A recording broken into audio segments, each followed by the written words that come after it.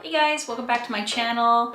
If you're new here, my name is Katrina and I'm a mother to 3 little ones with 1 more baby on the way. And today I'm going to share with you my 36 and 37 week bump update.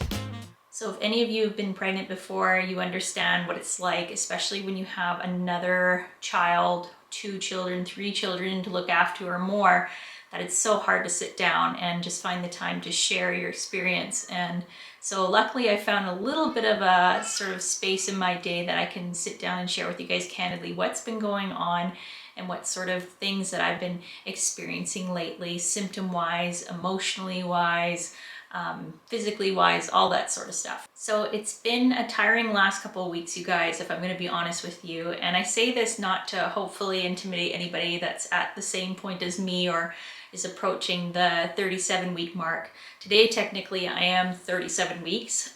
So I'm going to be kind of reflecting a little bit back on last week and just sort of the symptoms and things that I've been going through in the last couple of weeks here. And it's amazing how much changes from week to week now. I find that just because everything is getting tighter in there and the baby is so much bigger now that you start to feel a lot more of the physical symptoms of third trimester and just feeling sort of the heaviness and weight of the baby inside me. At this point, for sure, I've definitely had more aches and pains.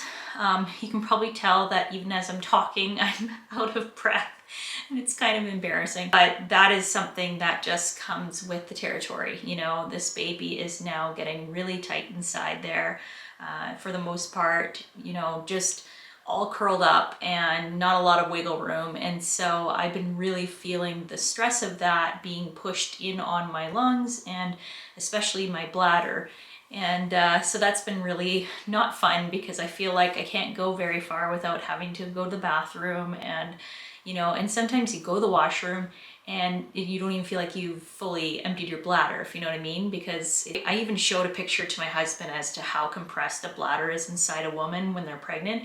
It's insane. It looks like a pancake. Like it's just literally like this. Another thing that I've been feeling a lot lately, and actually I'm starting to feel it right now, is a lot of cramping. So I would compare them to like period cramps. And so definitely I can tell that my body is gearing up and getting ready for labor. And you know, initially when your contractions start, they, at least for me, they started to feel a lot like period cramps. That's sort of the beginning. And so I can tell that my uterus is preparing, it's getting ready. And so I'm dealing a lot with those sort of aches and pains. They come and go, they don't last very long. I notice that I get it more at night, and it's probably just because I'm paying attention more and I'm sitting down and I'm trying to relax, and that seems to be when I start to feel some of those aches and pains and sort of the stretching and pulling. And I've definitely had bouts of lightning crotch, and if you don't know what that is, it's basically like the baby, as it sits down so low in there, it kind of hits some nerves down in your pelvic region, and then it kind of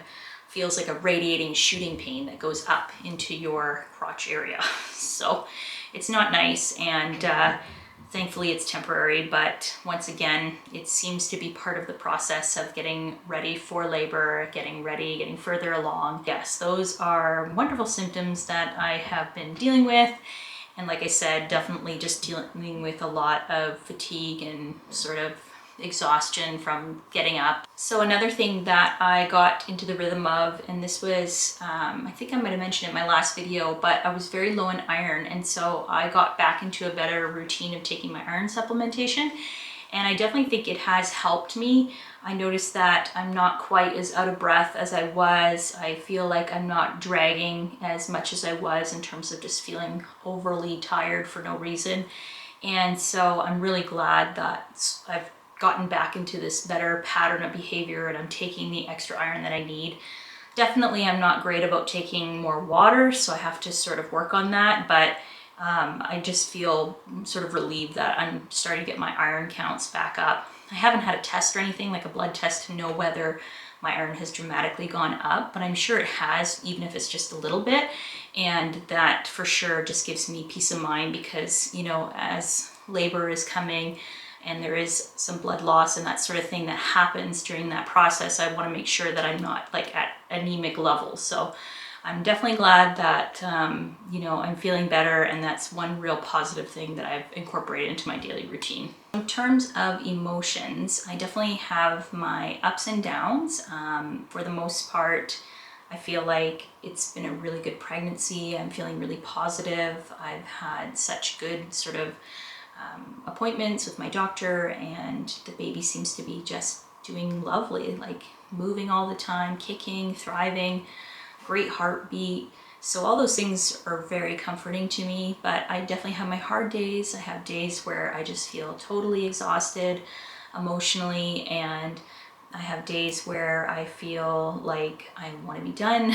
It's always hard in the last month of pregnancy for myself, and I can't speak for all women. I know that it's not easy, and it takes quite a physical and emotional toll, especially when you're taking on so much as a stay-at-home mom or as a working mom.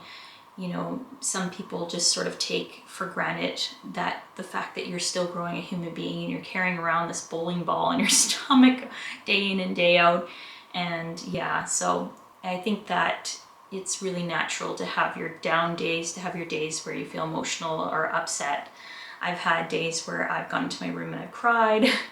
I've had days where I've just felt anger, and you know, I've probably lashed out on my kids or my husband, unfortunately. And so, you know, I'm not proud of that, but I know that there's a lot going on with me physically, and you know, it's not always an excuse, but it's definitely sort of reasoning for why I may have sort of extreme mood swings or emotions that are sort of playing with my head.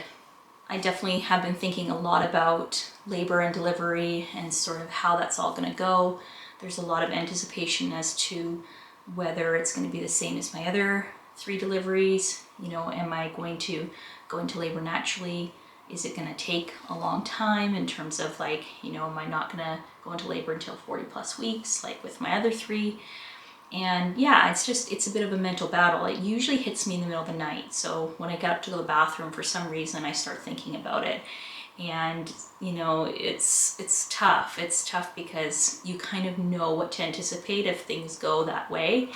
And every pregnancy, I feel like I've just become a bigger wimp. I don't know what my problem is, but I guess it's just sort of anticipating and understanding what the process is like. And it's not easy to go into labor, and so I'm just really trying to prepare myself and find moments of peace. I'm learning how to let go.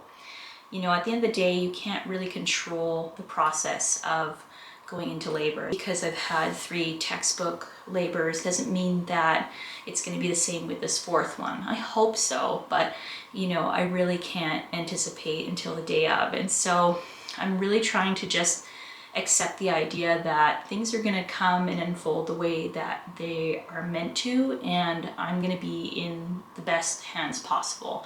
I'm really confident in the nurses and doctors at the hospital that are there, all the medical team that's on standby waiting, and just the general care there. And so I think that puts me at peace, because I feel like, you know, no matter what, my life, the baby's life is advocated for, we're going to be in good hands. I think the last few things that I've just been sort of doing and trying to distract my brain from maybe some anxiety that I'm feeling about this anticipated labor and delivery is that I just keep imagining meeting this new little baby, what that's going to be like. Adding a new family member is just like a tremendous sort of opportunity and gift to us.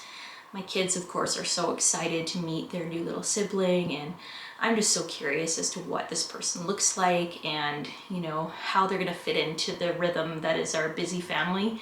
And so that just brings a lot of joy and hope to my heart, and takes away a lot of the sort of anxiety that I might be feeling. And the other thing that I try to do is I've been looking at purchasing like maybe some nice nursing tops or nursing bras or even pajamas, just certain things that are going to make me feel good postpartum, because I know that it can be a tough time when once you have the baby, you know, you go from having this beautiful little shapely pregnant body to all of a sudden you feel like you have this sort of deflated stomach and deflated balloon sitting in the front of your body, and it's it's really hard. And even though we are all aware, okay, yes, you just had a baby, or I just had a baby, it's still sort of an emotional transition, emotional process. And I know for myself, my weight just sort of stays on my body. And so it's not like this immediate drop of weight where I'm like suddenly back into my pre-pregnancy jeans, you know, 2 weeks later.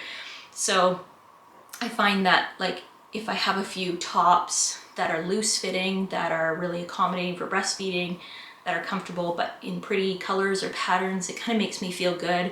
I still have something to look forward to, something new to wear. And yeah, let's just face it, the mom's kind of in the background doing the feeding and the changing and whatnot, and it's really the newborn that's taking the center stage. So if you can treat yourself with a few new items, I suggest doing so. You know, get yourself some nice nursing bras or something new to wear, even if it's just lounge wear, whatever it may be. You know, do something for yourself. You deserve it, and it might make you feel better in the postpartum healing process as well. One thing I forgot to share is the bump. So if you guys are curious, here she is. Oh, let me get on the bed here. So I'm 37 weeks, looking pretty big and round, I would say. And there she is. Unfortunately, I've started to notice that I'm getting some stretch marks just down in this region. And I'm usually not one that gets stretch marks, but here I am with these beautiful little tiger stripes. Thanks again, you guys, for tuning in and following along. And I just appreciate you being here. I'd love it if you like this video and maybe share it down below in the comment whether you're pregnant and how far along you are. And I just really appreciate your support and being here. And I will definitely see you in the next one. Bye.